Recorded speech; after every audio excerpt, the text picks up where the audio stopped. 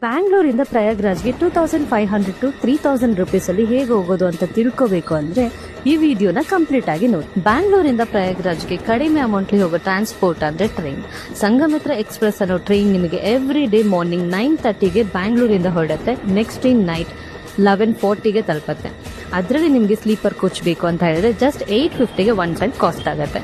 ಅಲ್ಲಿಂದ ಹೇಗೆ ಹೋಗೋದು ಅಂತ ಯೋಚನೆ ಮಾಡ್ತಾ ಇದ್ದೀರಾ? No problem. ಪ್ರಯಾಗ್ರಾಜ್ ಜಂಕ್ಷನ್ ಇಂದ ನಿಮಗೆ ಆಟೋ ಕೂಡ ಸಿಗುತ್ತೆ. ಆದರೆ ಮುಖ್ಯ ದಿನಗಳಲ್ಲಿ ಆಟೋ ವ್ಯವಸ್ಥೆ ಇರಲ್ಲ. 12 ಕಿಲೋಮೀಟರ್ಸ್ ನಡ್ಕೊಂಡು ಹೋಗ್ಬೇಕಾಗತ್ತೆ.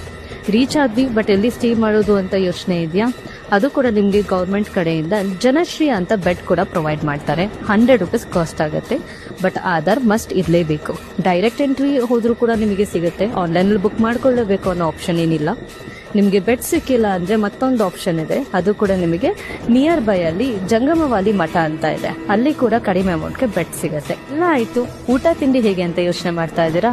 ನಿಮಗೆ ಅಲ್ಲೇ ಫ್ರೀಯಾಗಿ ಊಟ ತಿಂಡಿ ಕಾಫಿ ಕೂಡ ಸಿಗುತ್ತೆ. ಅದು ಬೇಡ ಅಂತ ಹೇಳಿದ್ರೆ ಹತ್ರದಲ್ಲೇ ನಿಮಗೆ ಸ್ಟ್ರೀಟ್ ಫುಡ್ ಹಾಗೂ ಡಾಬಾ ಇರುತ್ತೆ. 100 to 200 ಅದು ಕೂಡ ಕವರ್ ಆಗುತ್ತೆ. ಮತ್ತೆ ರಿಟರ್ನ್ ಕೂಡ ಸೇಮ್ ಟ್ರೈನಲ್ಲೇ ಬರ್ಬೋದು. ಕಂಪ್ಲೀಟ್ ಆಗಿ ಹೇಳೋದಾದ್ರೆ 2500 to 3000 ಅಲ್ಲಿ ಬ್ಯಾಂಗ್ಳೂರ್ ಟು ಪ್ರಯಾಗ್ರಾಜ್ಗೆ ಕಡಿಮೆ ಅಮೌಂಟಲ್ಲಿ ಹೋಗಿ ಬರ್ಬೋದು.